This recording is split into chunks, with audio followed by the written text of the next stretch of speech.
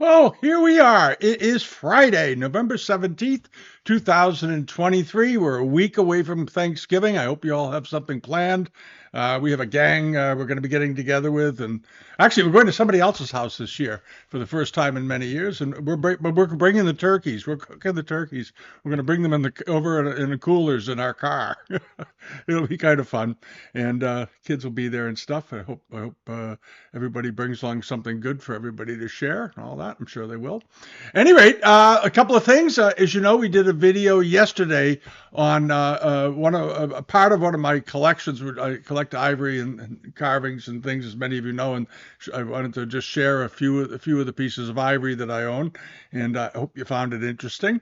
And it was something I wanted to do for a while, and I was just rounding the stuff up from around the house here and putting it in, and going down to the bank and getting the rhino horn that was in that thing, because that's kept in a safety deposit box, obviously. You don't want that kicking around the house. Any rate, here we are. A couple of things I wanted to mention. There's a very good auction coming up. It's on the global member pages now, and we're going to go through some of it. It's an exceptional auction, so if you're watching, stick around for it. It's going to be interesting. It's some great things with a lot of well-known items, but superb quality. Really good auction, and it's at Bonhams. One of the things, though, in looking back, how did things do last week? There were a number of auctions that closed. All the prices seemed quite good. I was very pleased to see that, and one of them was this Mei Ping vase that we had shown a few weeks ago in the preview that was coming up. This was at I forget who had this. This was Millet Brothers. That's right, Millet Brothers down in New Jersey had their sale in Boonton, New Jersey. They're a good auction house. I bought from them. They're nice people. They answer their phones. They answer emails. They provide lots of pictures. They do everything right as far as I can tell. Do they do their own shipping yet? Maybe not. Oh, no, they don't yet. All right, I'm going to harp on that until I get all the auction houses to start doing shipping. I don't understand why they don't. I don't understand it. It's costing them loads of money in every auction. I bet if auction houses did their own shipping, they'd boost their grosses by 15 to 20%. I really do. It's that big of a deal because I got emails from people after I commented on that last week.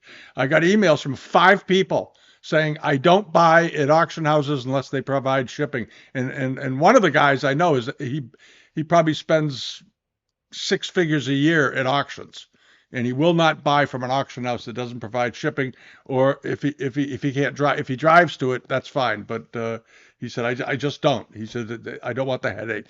So if you're at an auction house and you're watching this, wake up and smell the coffee, especially on things that'll fit under a box 20 by 20 inches. Those can go in the post office. You can ship them pretty much anywhere in the world in that size. It's very easy, and you're gonna draw more bids. And that's my little rant for the day. But anyway, this was a wonderful vase. I love the quilling on it. Nicely decorated. It was handled originally by E.J. Frankel. It's an 18th century vase, from what I can tell. I think it's probably Kangxi, but I'm not absolutely certain on it because it has a rather peculiar foot there, but it is an 18th century foot. I think it is a Kangxi vase, but I wouldn't swear to it on a stack of Bibles unless I picked it up and looked at it pretty carefully. But it was an awfully nice vase, and everybody seemed to like it. It had a modest estimate. Millet Brothers uses very low estimates to encourage people to bid, and it ended up selling for $4,250 plus premium. So it finished up at around $5,300 or so. But very nice example. Not a terribly big vase, only 8 inches tall, but very attractive, very neatly done, very well painted. The Kirin and the ascending phoenix above it and so forth. Just a very, very nice example. And then moseying along over to this was also at Millet Brothers, was the Gilt Splash bronze. This was a heck of a nice bronze. Had a very modest estimate, but the gilt splash on it was excellent, beautifully done, and the masks were and the form is good. You've got this Bombay form body. The foot slopes in nicely, comes out, and then goes in again, and these beautiful masks on the ends. The masks on this were really, really quite good. And there was gilding in the masks as well, which is a good sign. And very nicely cast, the very tight casting lines all through here, very crisp, very precise. It was a heck of a nice thing. And they had put there's the interior of it. looked fine. It's what they look like. And then there's the bottom of it with the Ming mark, of course, and a fully gilt splashed base. This was a really fine example, and it was estimated at just $3,000 to $5,000, which was very low. They dated it as 17th or 18th century. I would say probably more like early 17th century than later, late Ming. Beautiful piece, sold for 10,000 plus premium, so around $13,000 all in. Fully paid for, but still heck of a bronze. And we've seen them sell for more. A few years ago, Christie's had some of these, and I think in this very similar form, and I think they brought 18 to 20,000 in one case, somewhere around there. But still very, very nice. And then this Olives and Ogletree down in Georgia. These are not the one of the these guys are in Atlanta. I've done a number of videos sort of harping on a few auction houses down in Georgia that are I think in my opinion are criminal, and that's Lauren Gallery, Roswell Gallery, Eden Gallery, all those guys. We've talked about it before, and I'm sure we'll talk about it again because they're still selling fakes by the boatload and misleading people and basically stealing, in my opinion. I have to say my opinion out there to keep myself from getting hassled by their lawyers again. So, at any rate, it didn't go anywhere, but they threatened to go after me legally for saying it. Good luck with that, guys. Any rate, these were at Olives and Ogletree. They seemed like a nice auction house, and they seem to be getting. I've noticed lately they've been getting better and better things down there, and I'd be curious to know more about them. If you work at this auction house, get a hold of me. I'd love to talk to you about what you're doing and what your business model is. But they seem to be doing better and better. And they had these two huge basins that came up with beautiful masks on them. For some reason, though, they didn't show a front view of these containers. I don't know why. They showed some of the pictures of what's on the front, but they didn't show the panels facing forward. Maybe they didn't know you're supposed to. These handles are supposed to be on the sides, not in the front. But these were beautifully made, very big. They appear to be 18th century or early 19th century, but excellent quality. And they were estimated at 5 to 10,000, which I thought seemed pretty reasonable. Keep in mind these are big. They're what size are these? 16 inches tall, 23 inches in diameter, so 2 feet wide. These are nice big platters with beautiful stands. And they appear to be in no apparent chips, cracks, or restorations when examined under ultraviolet light. So they were in perfect condition. There's the bottoms of them. All right, there's the interior with the fish swimming around, because they often refer to these as fish tanks. Today, people tend to put plants in them and so forth, which is fine too. Sold for 22,000 plus premium, so around $29,000 for the pair, which is in keeping with good 18th century jardinières. But these I thought were awfully nice. They had wonderful decoration, but for some reason they didn't show them facing forward in their pictures. I don't know why. Here's one of them sort of facing forward. Give you an idea. The flowers are beautifully drawn, and notice the enamels are all intact. There's no chipping, fading. There's no cracks. You got these beautiful famille rose colors, very three-dimensional, really nice. And I love this border, this minor border running around it. I love the green clouds, how they did that. It's very Ming looking. That's how they're often depicted in old paintings, Ming clouds done that way. Really nice all the way. I thought those were great. And so did a bunch of people because they paid a good price for them. But they didn't pay too much, I don't think. And the other thing that was in the sale was this. And for some reason, they didn't date this. And this was pretty clearly a Kangxi period Monteith bowl. It's a European form that they produced in the Kangxi period, and it was also known as for wine coolers. The stem of the glass would rest here, and with the interior of the interior, the glass itself, with the goblet head in there in cold water or in ice to cool it for drinking, and the stems and the bases would be sticking out, and you'd run them around it. This was a very nice bowl. Beautifully done, and pretty clearly a Kangxi piece. There's the interior of it. It looked like it was in very, very good condition. Here's the bottom. There you go. Kangxi piece, and I don't think it brought a lot of money. It was only estimated at $500 to $700, and it brought 5,000 plus premium. But I don't think that was too much. That's $6,500, and I've seen prices with a few dealers around where they ask 9 to 12 for one of these. So you did fine if one of you bought it. It was an awfully nice thing. Possibly Kangxi. That's all they said on the bottom. And I don't think there's much doubt about it. And then this was at Bruno's down in Rhode Island. He's a local auctioneer down there.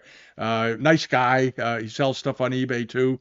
Um, um, he had this in a sale, and this was sort of a bargain.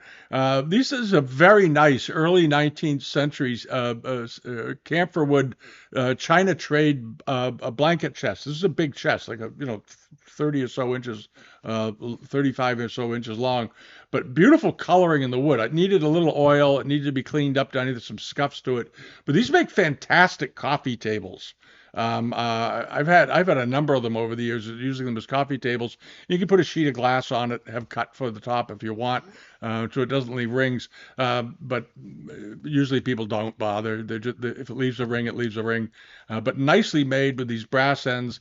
And when you get one of these, sometimes they have the original labels inside. Sometimes they still have the labels of the shop in Canton that handled it.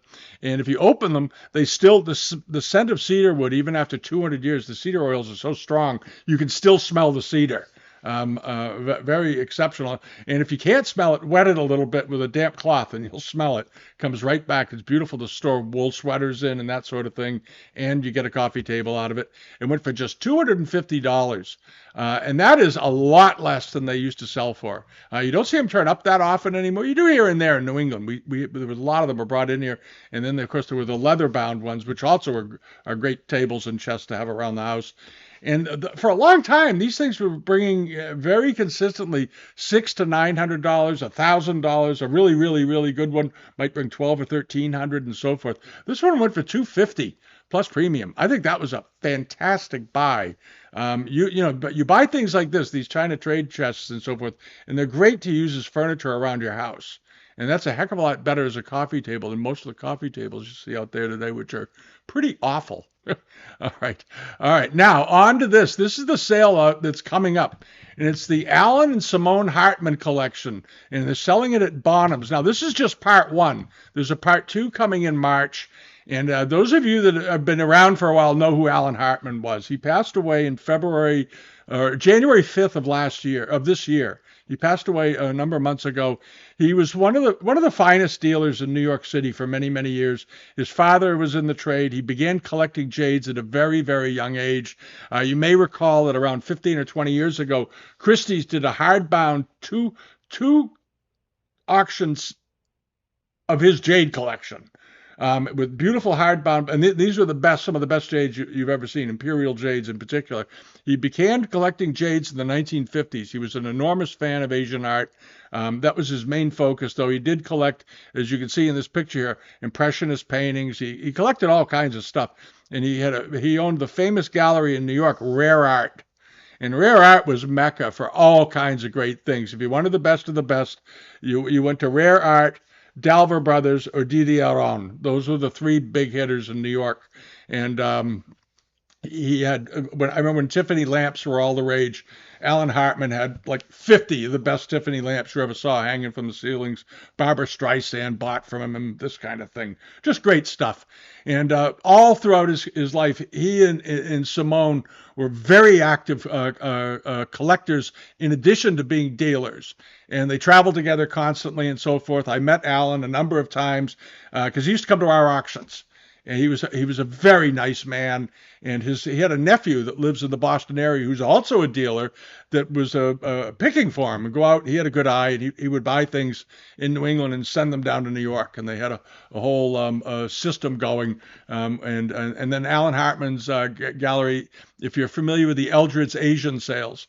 Well, the Asian sales at Eldred's took place largely due to consignments from Alan Hartman, and he was a true consigner. He put it up there, no big reserves, sell it. We're here to do business, and that was Alan's way. And this is just a scene of some of the stuff that's in their apartment in New York, so you get an idea. and it's going to be a very, very good auction. I'm going to go through a few of the lots, but I wanted to talk about Alan a little bit because I didn't know him extremely well, but I knew him well enough to chat with him, and I instantly liked the guy. His nephew brought him to a sale in Essex probably 25 years ago, 30 years ago, and he was instantly, you could instantly tell he knew what he was doing. The way Alexander Acevedo does and Albert Sack did and all these great dealers, but he was nice. And all those guys were nice too. They were those old time dealers were great to get to know, and they would share information, and they were very encouraging and real fun to be around. So here we go. I've talked enough. And this is just an overview of the sale. There's a Toulouse-Lautrec in here and all kinds of great art. Oh, if it's beautiful and interesting, you're going to find it in here. And there's only, I don't know, 70 or 80 lots in the sale, but boy, there's some nice things in here. And I want to go through a few of them. The first one I want to talk about is this. I was looking at this earlier quite a bit. Is a very big 20-inch tall Jiajing Marken period jar with lotus scrolls and Buddhist tassels and beads coming down over the top in a very large scale, which is unusual the way they did this. Usually it's smaller amounts and more delicately done. And here you have this great big piece of it. And then you have these very attractive leaf tips at the bottom, these acanthus leaves or bok choy leaves coming up, but nicely painted. Truly, truly nice.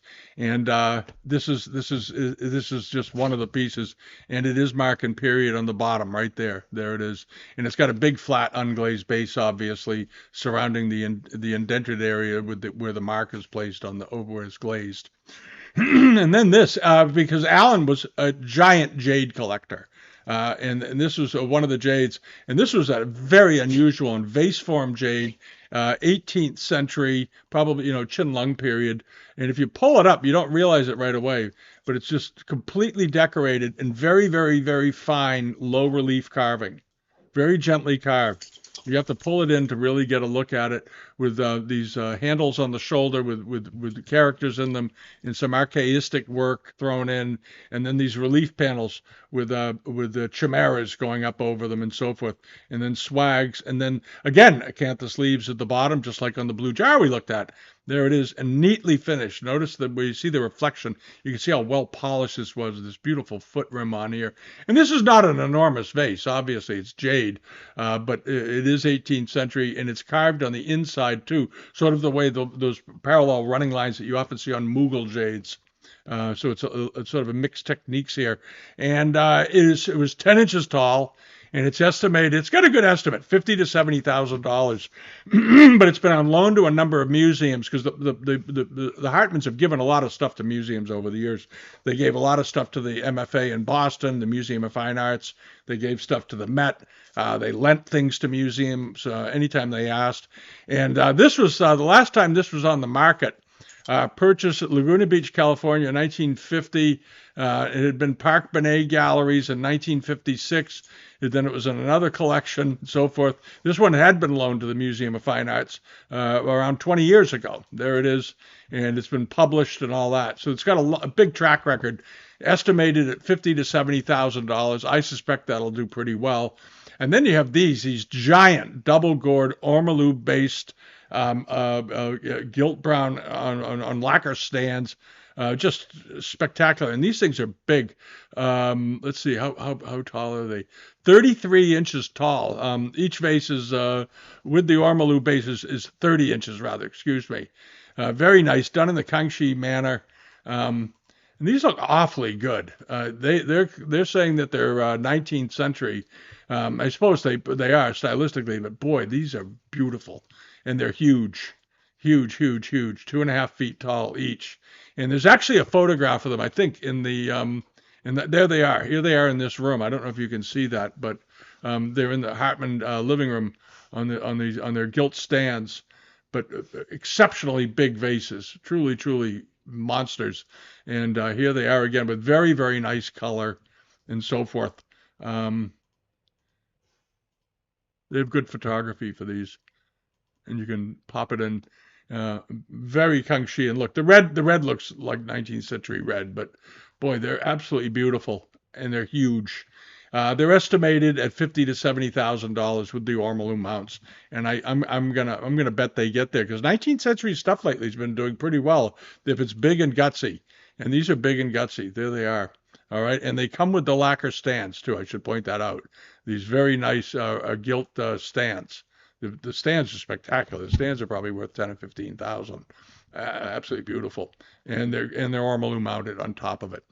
And then over to this very nice Zhao Dynasty a bronze Eastern Zhao of a tiger. It's about 6 inches long, but what a great looking thing, and it's nicely worked. If you look here at the surface, very nice old patina on it. He's got a smirking face. Look, he's the way his mouth is done. He looks like he's smiling at the artist who's doing him, and we'll see how that does. It's got an estimate of 10 to 15,000, which I don't think is a big estimate, and it measures 6 3/4 inches long. It's a little over 6 inches, but a very, very fine example. And then hopping over to this, if you like, this is now he was a big fan of ormolu mounts and things that were maybe had things added to them or reworked.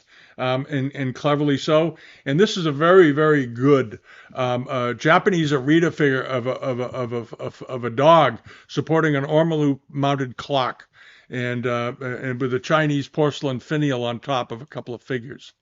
And you have to pull this in to see all of it. There it is. So you have these sort of Dewa porcelain figures on top that have been added, and then they had this beautiful clock put with it. I don't know if the flowers are probably French porcelain, and you have this nice Paris clock, and then there's the Arita foo dog. Very unusual. You don't see these dogs very often, so it's and the way they decorated them, you can tell they just took a brush and just sort of splash the paint on and do it. And like a spotted dog, but a nice expression.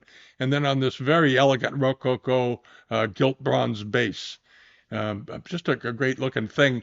Estimated at just $5,000 to $7,000, which doesn't seem like a lot for that. I think that's very reasonable. And look at the size of it. This is a big clock, 18 inches tall. 18 inches tall. That's a big piece of mantle. That's a big mantelpiece. And you have an 18th century piece of Arita ware in the foo line in the middle of it. So something I think that'll probably go well past its estimate, I suspect. And then this. Now this is a very interesting thing. If you like to buy things that have historic history, some history to them, this is an interesting pair of sticks, and they belong to Prince Gong. Apparently, they came down. There's provenance with them. The collection was sold by the Yamanaka Company, and then through the American Art Galleries in New York. They were the first big auction house in the United States in New York City. They handled some amazing stuff. You can still find some of their old catalogs out there. They're online. And a lot of people who do research on objects go back and go through those catalogs, and they find things on there that are still turning up, obviously, in collections today. They can date them back to the American Art Galleries in New York. And then it sold in Christie's Hong Kong in 2008. But what's terrific about the Prince Gong, I don't know if you know who Prince Gong is. He was the son of the Daoguan Emperor, and he didn't get to be emperor. His brother was picked, but Prince Gong was famous for his involvement with the Second Opium War in the settlement after the massacre of the thousands of Chinese people by the British and French invading forces, and after they sacked the Summer Palace, we saw the videos we did on the Summer Palace. Well, this was the poor guy that got, because the emperor was too feckless to be involved. He went off to his hunt lodge, and Prince Gong was left to do it because he was really the brains. He was the smartest guy in the imperial family at the time, and he was negotiating and trying to get the British to stop attacking and sit down and sign the agreement, which we all know the British under Lord Elgin refused to do until after they sacked the palace. That was basically the plan. Many of you remember. And it was Prince Gong that, when that happened, ordered the execution of the British and French emissaries, just out of disgust of dealing with the British and the French at the time. And eventually he wrestled them back to the table. They got the agreement signed. But he was a man of, he had an amazing history. He had an absolute, he was, in 19th century Chinese history, he was easily one of the most three important leaders China had at the time. He was an awfully important guy, and he had very good taste. And he had these candlesticks apparently, and I'm sure they have documentation on it, because Prince Gong, when the powers fell around him, he did, a number of his art objects were sold because he needed the money. Basically, they were pretty stripped. But notice the bases on these look like carved bases, and these stands are not made of porcelain; they're made of lapis. They're lapis and then inlaid with precious stones, semi-precious stones. They're very deceiving, and you need to go down here and read the square candlesticks, white grained lapis lazuli, made up of sections, on a dome base. And then they added the pseudo prayer wheel to it. They've included a picture of the prince. There he is. All right. And I think these are really, as objects go in this collection, these are historically, I think, the most important things in here, because these are altered prayer setups for Prince Gong. And there he was. And what a robe he's got on there. And very, very nice. And they're estimated at just $15,000 to $25,000. And I think that is very, I don't think that's a lot. I don't think that's anywhere close to a lot of money. And they're pretty good size too. They're 23 inches tall overall, from the very top to the bottom. And 15 to 25,000. Great history behind them. Really terrific. And then moseying along over to here, there's some nice, the Hartmans were fans of the Tang Dynasty, and they had some very, very fine, this is a tripod dish. It's quite an exceptional one. You see these in institutions, and the Metropolitan Museum has one. This is a very, very fine example. Really, really is. The colors are great. Tang Dynasty, and it has little feet on the bottom here. See if we can, why is that coming up? There it is. These little curlicue feet. There we go. Underneath to support it. Very, very nicely done, beautifully potted. 7th or 8th century. Let's see here. 11 inches in diameter, so it's a pretty good sized dish. Estimated at $6,000 to $9,000, which is, I think, quite reasonable for a piece of that quality. And then over to this. This is a really fine Kangxi period a brush pot with very fine Boyne and Tourberet Paris ormolu mounts. And he was one of the top bronze casters in Paris for fancy furniture in his time. This was the company that everybody with any money used, and he was famous for these superb castings. And they were exhibitions and things of his work, and he was legendary. And on here, he's mounted this onto this very, very fine, beautifully done Kangxi figural landscape brush pot. It's really nice. This is a great thing. And they have the documentation. The mounts are marked. They're stamped by the maker for the ormolu, and the brush pot is Kangxi. Let's see here. The mounts were done in the late the end of the second half of the 19th century, 1860 to 1900 sometime. They don't know when exactly, but the lot's only estimated at $5,000 to $7,000, which I'm a little bit, I don't understand that. And I think that's just because they want you to come and chase it, because this should bring $15,000 or $20,000, I would think, because the quality is so good, and who did the bronze work, the gilt bronzes. But you never know. But if you're looking for something fantastic with these kinds of elements added to it, this is a good one. And there's another one coming up from Edward Farmer that we're going to talk about too, and I'll explain who Edward Farmer was. And then you have this archaic bronze dowdy ring handled hoof-form vase, late Warring States period. This is a pretty good size one too. It's 14 inches tall, had a very, very nice surface on it. I like this a lot. Like the black bands, the incise decoration, or the cast-in decoration on the body, I should say, with these bands running around it, is very elegantly done. Really terrific. You see lots of patina around there and so forth. It looks fine. There's the mast handle on the end, and the estimate on it isn't crazy. $5,000 to $7,000, very reasonable. In the third century BC, if you've ever wanted to own one of these bad boys, here's your chance to get one. It's a nice Who, 14 inches tall. And then over here to this, the Hartman's camel. This was something that they'd had. I forget when they got this. I remember reading about it some time ago. Um, they may not even have it listed here. But anyway, he had this camel, I believe, for a long time, and it's a Bactrian camel, and it's one of the best ones around. It's 31 inches tall. It's quite large, and he's baying, as they say. He's got his head back and so forth. Here's a picture of it in the house to give you a sense of scale. It's a heck of a camel, and the Bactrian camels were famous because they were the workhorses. They would go up into outer Mongolia with these creatures and go all the way to Persia, bringing back goods. They could endure unbelievably rough conditions. They could carry crazy amounts of goods, and the camel trains going in and out of Beijing from the Middle East, from Mongolia. There are actually films of them. Some of you may recall some of my earlier videos, and I got to find those films again. I don't know where I put them. I have black and white footage from around 1900 of camel trains still coming and going out of Beijing. And they were highly revered. And this camel would have been made for a very, very prominent person because it's a superb example. And it would have been made for the tomb of a very powerful, very wealthy individual member of the royal family, something like that. And it's a two-hump camel, just beautifully done, just a beautiful example.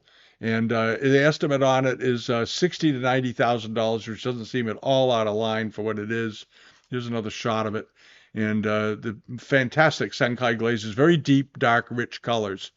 And the history of these camels and what they were the things that carried all the goods. A lot of people don't realize how much influence camels had on Chinese culture. It was their pickup truck of the day, I guess. And then over to this. Now these are excellent. This is a group of four late 18th, early 19th century jades of Taoist immortals, and they have silver mounts put on them that were done by Edward Farmer in New York.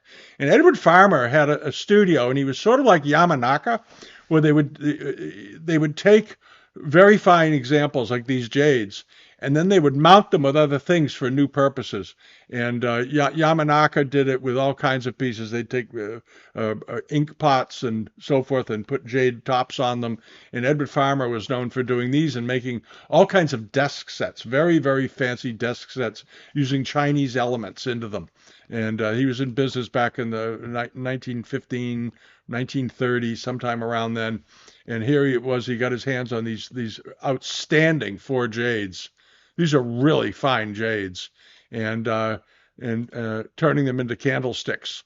There you go. And they're pretty good size too. They're 7 inches tall, 9 inches overall, including the amounts that have been added. And they're estimated at $8,000 to $12,000, which is crazy low. I would think each one of them is worth probably $5,000 to $6,000 at least. So you figure they're going to bring 20 to 30,000, I would think. They're very, very finely done. If you pull them in and look at them, you want to really study these. These are nicely done, beautiful color. Excuse me, I'm getting hay fever. I think we're having it's 65 degrees here today, and we got hornets flying around the yard. Anyway. Here we go. But the quality of the jade is excellent. The quality of the carving here is very excellent. If they just said they were 18th century, I wouldn't have a hard time believing it. They sort of were gentle on the date, 18th to 19th century. But if they're 19th century, they're early in the Jiajing period. But absolutely beautiful, low estimates, and with the Edward Farmer connection, which makes them sort of interesting. Not a surprise that he had them. And then the last porcelain I'm going to talk about from this load is this very big Jiajing Marken period basin. This is a great one. You see these turning up in the market from time to time, but this is one of the nicest drawn ones I've seen in a while. There's been a few of them have popped up in the auction market. There was one that turned up in China that I saw that somebody sent me pictures of that was very nice. That was miscatalogued as a reproduction. Ended up selling for, I don't know, about 70 or 80,000, something like that. But the blue on this, notice the depth of the blue, the color, this very, very wonderful dark, almost black blue in places, and then this somewhat sinister looking dragon on it, coiled around it, protecting it. Full 5 clawed. There's the rain mark up across the top. I don't see anything wrong, with the drawing at all on this. I think the drawing is wonderful. It does have a hairline in the body, I know, but boy, the artwork on this is stupendous. And it's estimated at 40 to 60,000. If it didn't have the hairline in it, it would be estimated probably at 130 to 150,000. So they lowered the estimate because of the hairline. But if you buy the art, you always buy these things there. I guess they had it in their front hallway, their house with flowers in it. That looks nice. And he has another tang horse there. Um, uh, this is just exceptionally well drawn. And I would rather, in my view as always, I'd rather have the cracked one that has the best artwork on it than the perfect one that doesn't. That has good artwork but not great. This has great artwork on it. All righty. So that's the Hartman sale. I've sort of gone on about it because I just think it's going to be very interesting. And having gotten to know him a little bit and things, I'm hoping that they do very, very well with it. It's because it's all great stuff, and it was anything Alan Hartman kept. I suspect he kept it with great care. So and Bonhams has done a good job with the photography. They've been lots of photos, lots of information. So good on that. So I hope it does well. All right, now over to before we start on eBay, couple of things on the Patreon page because a number of you have signed up, and thank you. We added last week. We're going to try just sort of showing. We're doing extra videos over there, sort of things on my own collection, stories and whatnot. A little different than this. And last week we had one up, and this week this was another one that we did along with some other content we've added. And it's about a Chinese painting that I bought. It's sort of a story. It's an interesting story, and I put it's. You can view it if you just without joining the page, without paying to subscribe, just so you get a sense of it. I guess is the idea. It's something that Patreon says to do to encourage subscriptions. But at any rate, it's sort of an interesting video. And if you get some time over the weekend, it's every picture has a story. Everything you own as a dealer or a collector has a story usually. It's not just a cold transaction. And this was a story that involved some people that were in the trade that are retired now. One of them has passed away, but I like them very, very much. And it's now it's a keepsake, not only because the fact that it was a great painting, but the memory of those people. So there you are. All right. Now, and the other thing I wanted to mention was the on the Patreon pages, we added, as you know, the same content that the global page member subscribers get. So you can get to the global member pages either by joining over on Bitamount or doing it through Patreon. The report card was on a button in here, and I didn't like the way it laid out. So we've added the report card to the home page for the global members section on the Patreon side. So it's right there.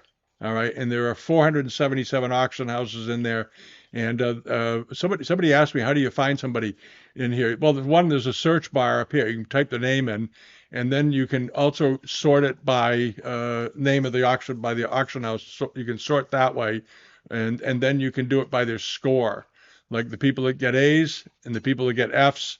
And Treasure House Inc. in California has managed to get 5 Fs, which is pretty much a record just because they're just so crooked. And but there's a lot of Fs on here. This whole page is Fs to give you some idea what you're up against out there if you're looking around in the market. And the next page is Fs as well. So at any rate. All right, now moving along. Over to eBay results for this past week. They had some pretty good things. They did pretty well, and there's some good stuff closing and coming up in next week. And I'm going to go through both of those. This was that nice big cloisonne moon flask. This is a type of moon flask they made during the 19th century. They turn up from time to time. Sometimes pairs of them turn up. And they nearly always bring, I think we talked about this a few weeks ago, and I said they generally bring $5,000 or $6,000. There's almost like a standard price for these. They were very, very popular. You remember I mentioned that this is the guy that in his listing said you can polish up the mounts once you get it. If you bought this, do not polish the mounts. If you want to ruin it, go ahead and do it, but don't polish the mounts. Leave them alone. All right, and it brought $6,100. All right, and then over to this, the little Sung to Yuan dynasty figure of the boy holding up the vase. This was a nice piece. I think this was a very good buy. I think somebody got a really nice buy on this. 5.25. All right. And I thought this would bring 700 or 800. This was a nice little piece. And these figural forms intact are pretty rare. So if one of you got this, one of you emailed me last week. Remember the little the Ming Fu lion, and I said I hope one of you got it. Well, I got an email from one of the people who watch the videos each week, and he got it for the $220, and I had said that was a super buy, and this was also a good buy. So if one of you got it, good on you. All right, and then over to this, the red glaze, copper red glaze, compressed form bottle vase. We talked about this at some length the other day because I just thought it was a nice example. The shaping was good. It was a 19th century pot. The bottom of it looked good and all that good stuff. Very, very nice looking vase. Ended up doing fine. It brought $787, which is I think in the range we thought it would, but nicely potted. Beautiful potting on that. And then over to this. I didn't really mention these in the preview, but I like these. These are Indian miniatures. Joni's up in Canada had a whole pile of them. And a lot of these were made and sold to people on the Grand Tour to India. A lot of Westerners went to India on the Grand Tour. It was sort of one of these places. It was exotic and interesting. In the video I did yesterday, I talked about the little turquoise box, the little tortoiseshell box. That was acquired while staying with the governor of India, but the British governor of India. But a lot of Westerners were going to India, and this was in the sale, and I thought this was a very, very nice one. I mean, these Indian miniatures are meticulously drawn, incredibly fine detail. Sometimes they use single hair brushes to decorate these things. So when you get one of them and you look at it, it's almost like looking into micro mosaic work. It's very, very fine. And I like the frame they threw on this one. It's not an Indian frame, but it's a rather attractive giltwood frame. These aren't terribly big. They're only about that big, 3-4 inches in diameter. This one sold for $405, which I think was very reasonable. And this one sold for $401, of course, of the Taj Mahal. There it is. But again, beautifully painted. And this was painted a lot in these export paintings. This was, of course, the most famous, most instantly recognizable buildings in India. Well, there's a couple of temples that are pretty well known, but this is, I guess, when push comes to shove, the most recognized building. And it sold for $401. I think that was very, very reasonable. Though these used to bring more money, as I recall. For some reason, I thought these big, really fine ivory miniatures used to bring 20 years ago, we're bringing a little more than that, maybe 600 or 700. All right, and then over here to the silk. This was a big silk panel. They said it was Chinlung. I don't think it was probably Chinlung, but it was an awfully nice one. Beautifully decorated all the way down. Very fine condition all the way around. Excuse me.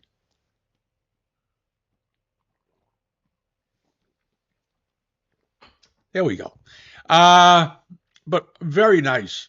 Beautiful, sort of unusual color. The purple on here is rather unusual. But the ascending red-headed crane, the Buddhist symbols floating around, the wave patterns, all this, the Shu Lao figure with his staff in the middle, and then all the attendants floating around him. It was a very nice piece. And I don't think it brought a crazy amount of money, $1,364. I think that's pretty reasonable. But it was a good piece, a good hanging piece, and so forth. And over to this, the fan, an unusual fan because it has multicolored blades. It's not something you see all that often.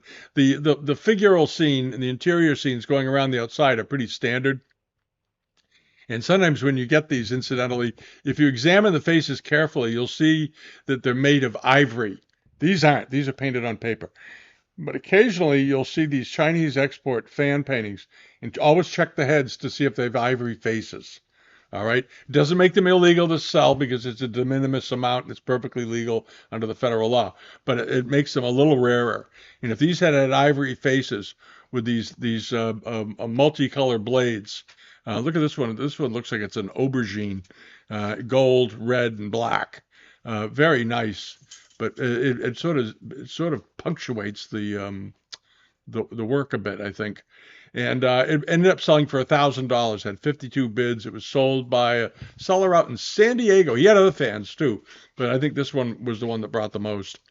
And then over to this, Joni's up in Canada had this Makuso Kozan blue and white and yellow enamel vase. Very attractive. This is a pretty vase. Um, and it ended up selling for $1,225. Now, the picture makes it look like it's a big vase. This vase was only 6 or 7 inches tall, but it was meticulously painted. Just absolutely meticulously painted. And it was fully marked on the bottom, I believe, in blue. Yep, there it is. And it did very, very well. And then over to this. This was the Ando Jubei wireless cloisonne piece. One of the truly great cloisonne makers of the 20th century, Japanese fellow. He worked during I think he started in the Meiji period, and then in the Taisho period, and then in the into the Showa period. Excuse me. And he died in the 1950s. He was a long-lived artist. He was born in the 1800s. He died, I think, in 1954 or five. And this did very, very well, but it was awfully finely done. It sold for $4,275, which is not a crazy number for his work. And given the quality of this is all hand inlaid, and the enameling is all very finely done. There are no wires, and they would carve out the enamel and then put it in, and just amazing how they did it.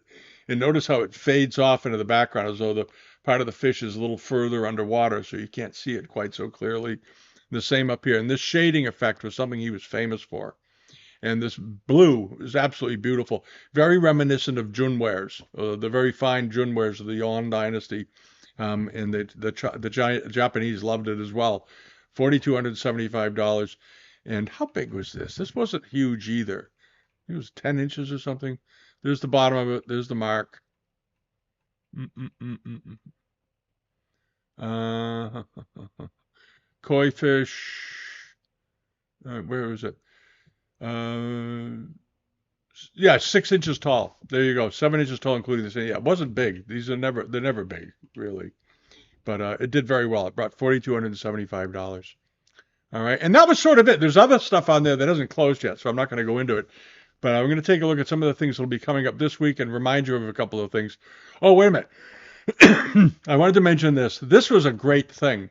This was Nafisa over in the UK had this.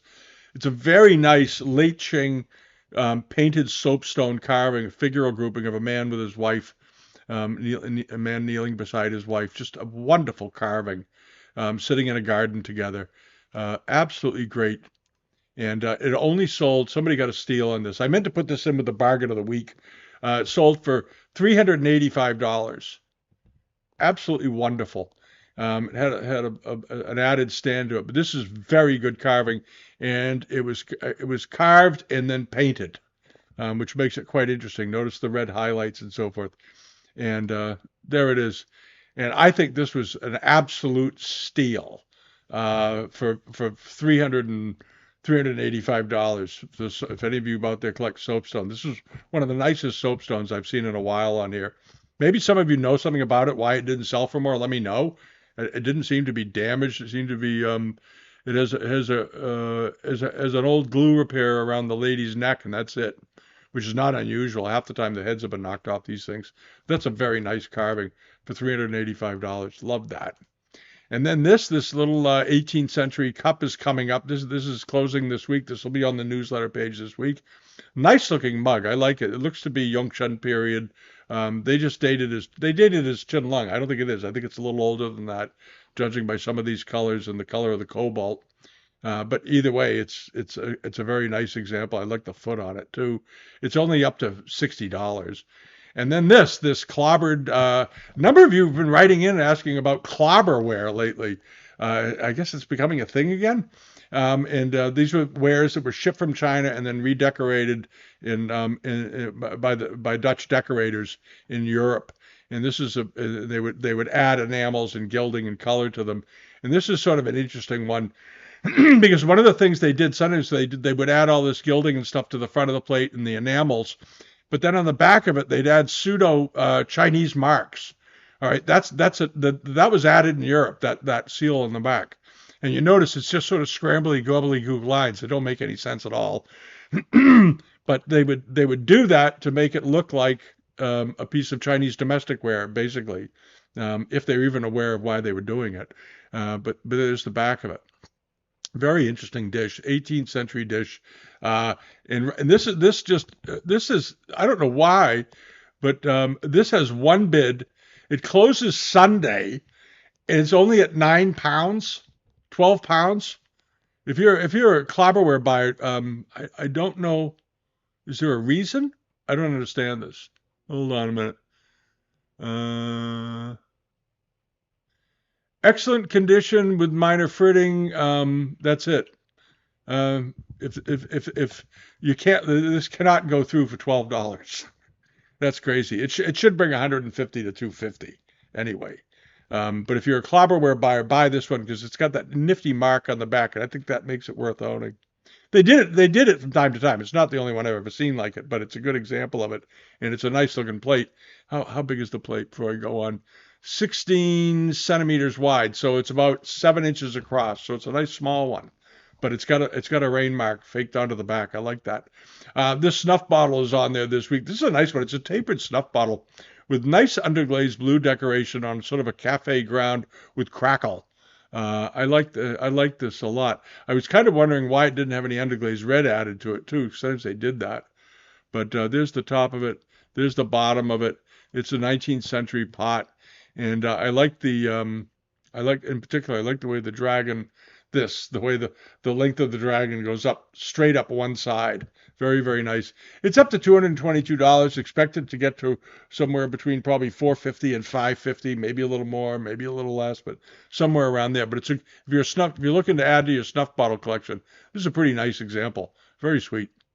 And then over to this, just a reminder, this is closing. Those of you, it closes in a couple days on when it closes Sunday.